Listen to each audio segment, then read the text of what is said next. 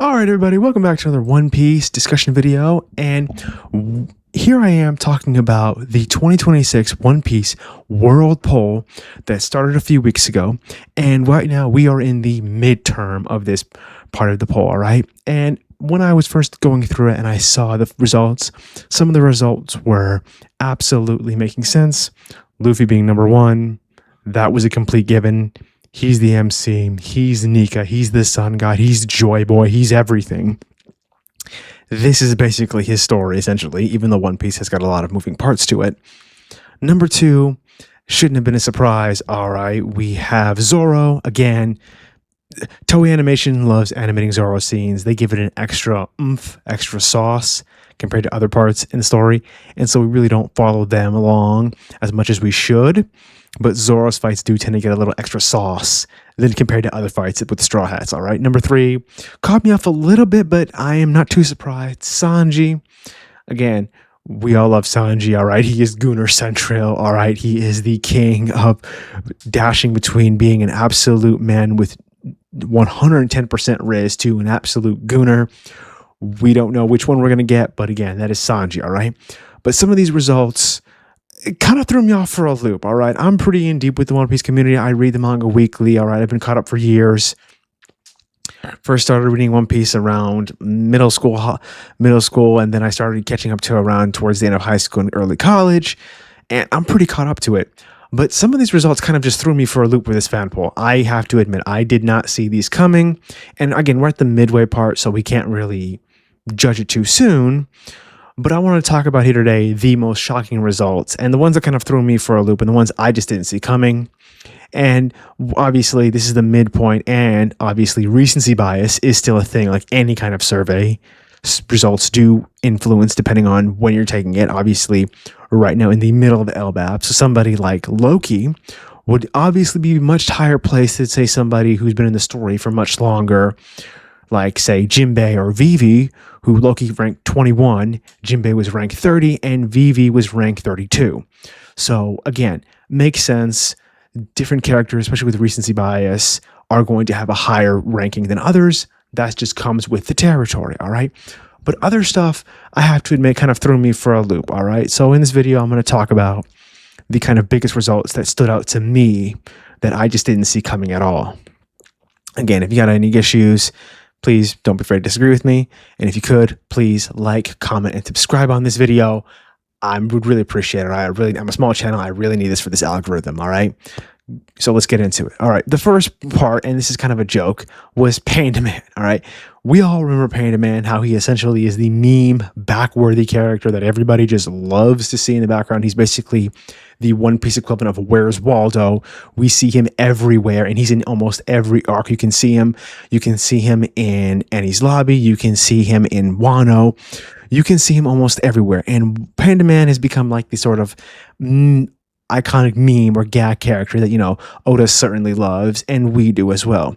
All right, but that was the first one. I was like, Panda Man, what top 100? All right, that sounds about right.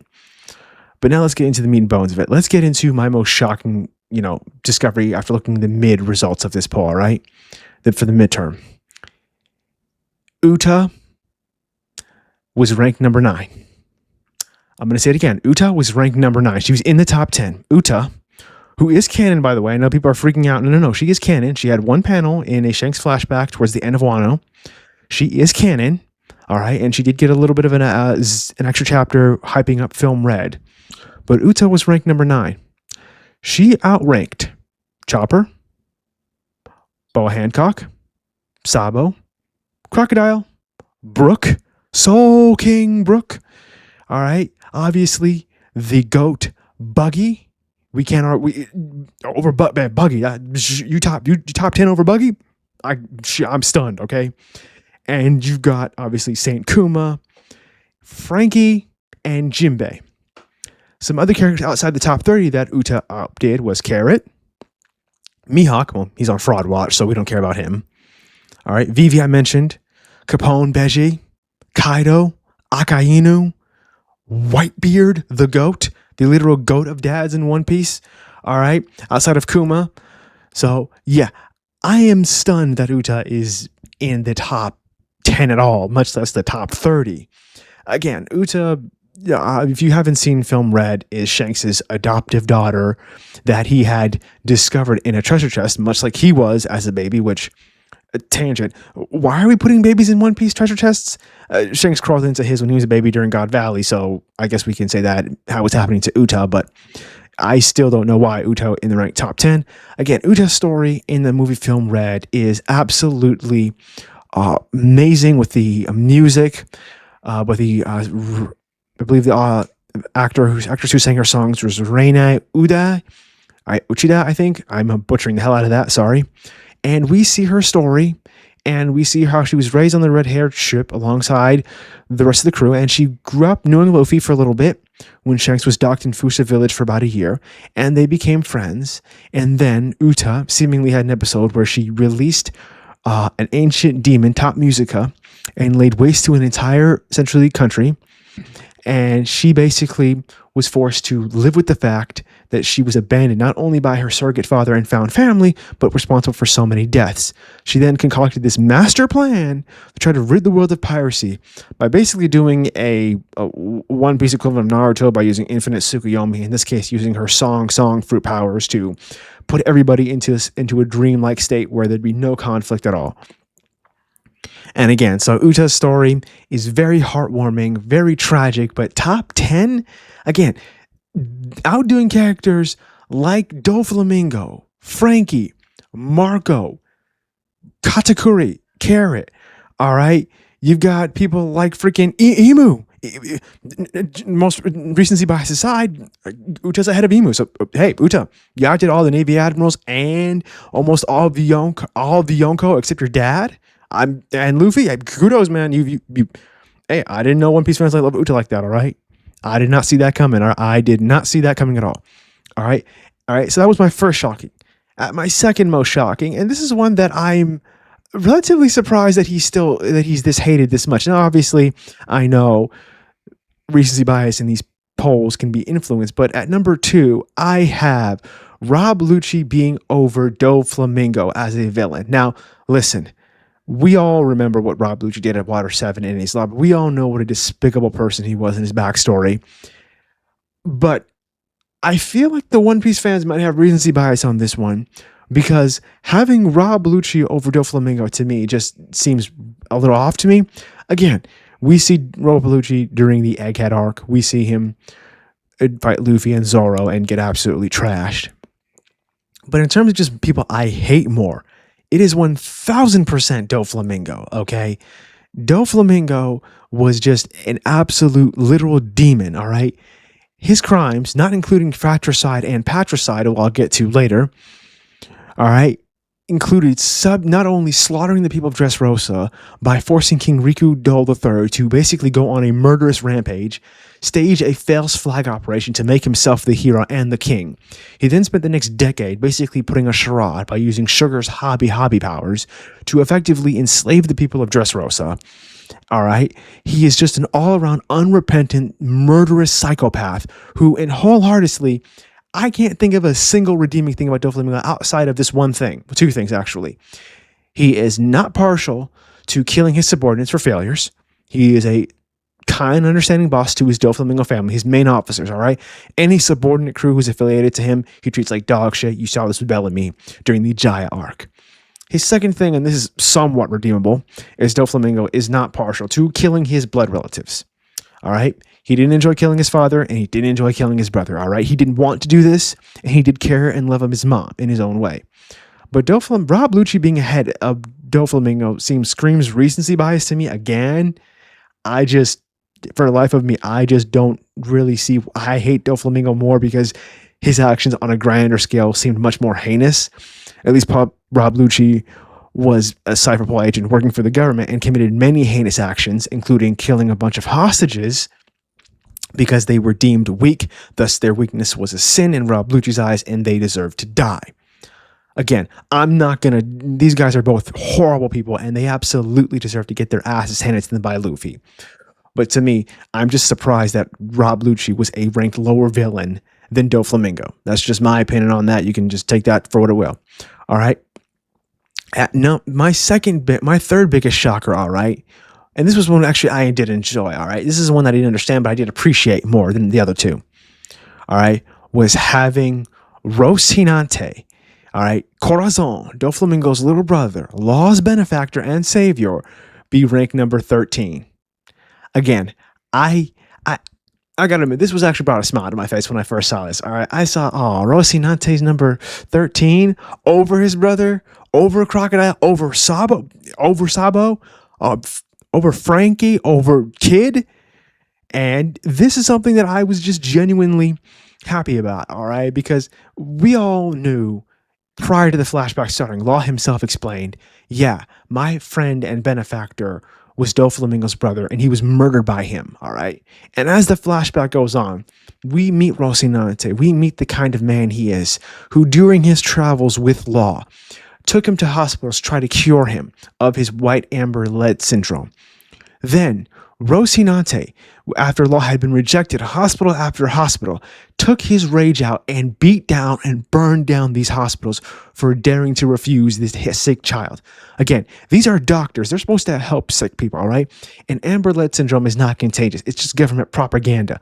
And so Corozon, in his rage, just beats the shit out of all those doctors and hospitals, all right? Calling them fake doctors for not giving a shit. All right. And I absolutely loved Rocinante for that. I will never forget the absolute soul crushing scene when Rocinante has come to the conclusion that Doflamingo has trapped them on Swallow Island with Birdcage. And there is no way out of this. They are trapped. And Rocinante picks up Law. All right. And then he stares down at him and he asks himself a question. I wonder, will you even remember me one day? And then Rocinante, in an absolutely gut-wrenching scene, smiles at Law with broken teeth. And he thinks to himself, if I'm going to die, I'm going to die smiling. So that way, when you look back at me, you remember my face. And it's just absolutely crushing because, again, it's Oda's testament to as a skill as a writer and an author that he's able to introduce to us characters that we know are dead, that they're not in the story anymore. And seeing Rocinante and Law's story, you kept hoping, are they going to be able to get away? Are they going to be able to survive? Are they going to be able to live in some way? We don't see that. And it's just absolutely gut-wrenching to see that. And I felt such, visceral sadness, anger, and rage when Doflamingo murdered his brother, all right? And Rocinante, who has been, this is Dressrosa, so we're towards the latter half of Dressrosa. But to see him rank 13 was absolutely just a delight to me, and I did enjoy it, all right? I was so happy to see Rocinante rank number 13, all right? All right, my fourth big shocker, one that kind of caught me off by surprise, but this one I did enjoy, and it made sense. Recency bias in these polls are going to play a factor. That's just how it works, all right? I remember thinking Yamato was near the top 10 in Wano, and Yamato is 17 right now. So again, makes sense. At number 12, we have the GOAT, the uncertified Chad, the man who basically stole the fandom's heart for the back half of 2025, Rox D. Zebek, born as Davy D. Zebek, father of Blackbeard. And I gotta say, I absolutely loved Rox as a character. Art. He was absolutely just balls to the walls, insane. His first chapter, he not only murks a Navy admiral, takes a bunch of kings hostage, tells Imu to basically kiss his fat ass, he's going to come back someday, and wreaks absolute havoc. He then destroyed the Gates of Justice. Again, for those of you who don't remember, Gates of Justice were these massive gates that Luffy basically had to trick his way to get in. All right, this is pre-time skip Luffy, obviously. But he destroyed those gates, all right? And mind you, this was all his rookie year. Now, we don't know Rox's age at the time of his death. We don't know how old he'd be now. But I'm going to assume Rox was probably in his mid to late 20s when he started the whole pirate operation. All right, let's just say he was 23, 25-ish when he starts, all right? Because that was 56 years ago. So that would have made Rox about 56 plus 23. That would have made Rox 79, around late 70s, early 80s right now, okay? That fits. That's around a few years older than, say, Garp and Sengoku and Roger's age. So that tracks, okay? That fits. But I will never forget when he basically bursts onto the scene and he tells Harold, "Hey, Harold, join my crew. The world government is trash. You'll never be accepted. Join me. We'll tear shit up and we'll have fun together. All right. It will be absolute ballers. And for me, when I saw Rocks, I was like, this is a combination of Luffy and Blackbeard. All right. This is Luffy's honesty and purity and just straightforwardness, and Teach is ruthlessness, ambition. Because make no mistakes, Rocks is a pirate. All right, he is not some, oh, I'm gonna go out, I'm in love for the adventure. No, he's got goals. Rocks' goal was to become king of the world. All right, and we see him in his first chapter basically stab Loki, so to get Harold to come back. So obviously, Rocks is not some good guy in that sense. And he definitely murks a lot of people. He's less squeamish about bloodshed. He's very lived by his own desires, all right? And he himself admitted he doesn't like having no told to him, all right? But despite his ruthlessness and his conniving strategic mind, Rocks is a man who is capable of honor and deeply cares about the people in his life. Rocks' friendship with Harold was always very interesting because Rocks and Harold both wanted to kind of change the status quo. Harold wanted to negotiate and live with humans peacefully. Rocks, basically for his own selfish desires, wanted to upend the status order and make himself king of the world. Despite this, Rocks considered Harold his best friend, and the feeling was reciprocated. Despite disagreeing with Harold, Rocks never once tried to force Harold to go against his own free will, his own decisions. He respected Harold as a person, even if he disagreed with his dreams.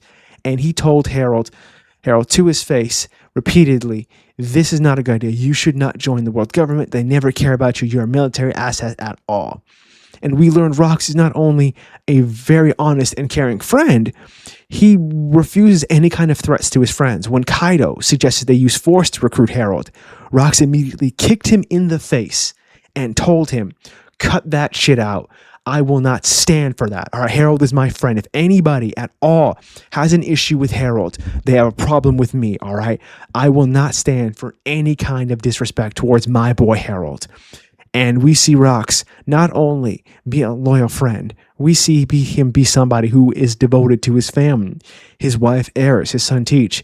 He goes to God Valley knowing almost certainly that he is going to die, that he knew for certain that there was a chance he would die at the end of this day. And Rocks understood that.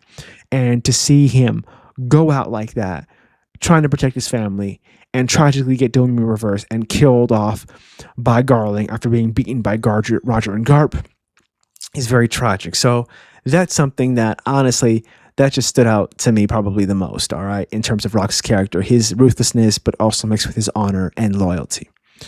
All right, my fifth biggest surprise, and this is one that I'm going to wrap this video up on, that's kind of caught my eye, so to speak, and what I think about, is Kid.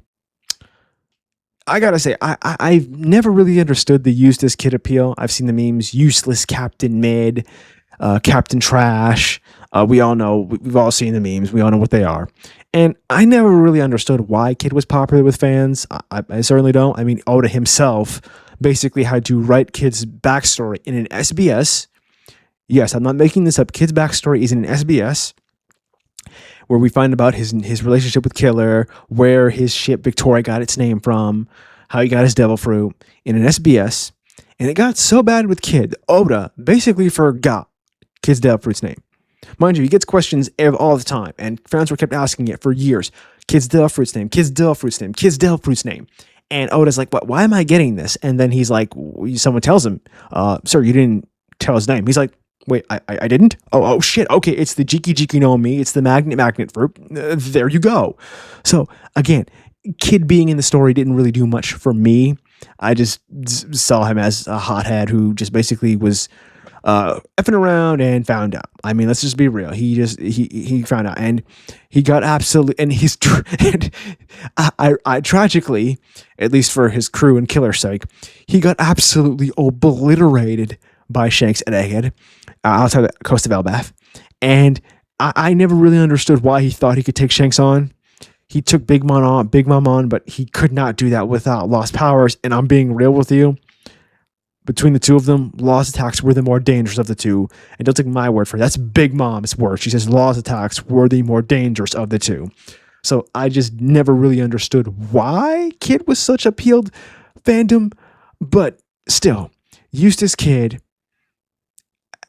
I don't know what to say. I mean, to me, I think he's just basically a flash in the pan that people like, and he seems very powerful. But yeah, those were my biggest surprise so far for this One Piece fan poll. All right, there were some other ones that were a little interesting. All right, seeing a Loki rank 21 made sense. I mean, again, he's very important, especially in the most recent chapters. So we know this. All right. Seeing Izo be ranked 56 is nice. It's nice. It's nice. All right. I believe Izo was ranked 56 over characters like, well, he's ranked over characters like Dragon, freaking Pudding, Killer. And it's just nice to see some of the characters that we've seen in this story get some love and attention. All right. But those are my biggest surprise. All right. I'm Malik. Please don't forget to like, comment, and subscribe on this video. It really helps me out against the algorithm. God bless you all and have a wonderful night.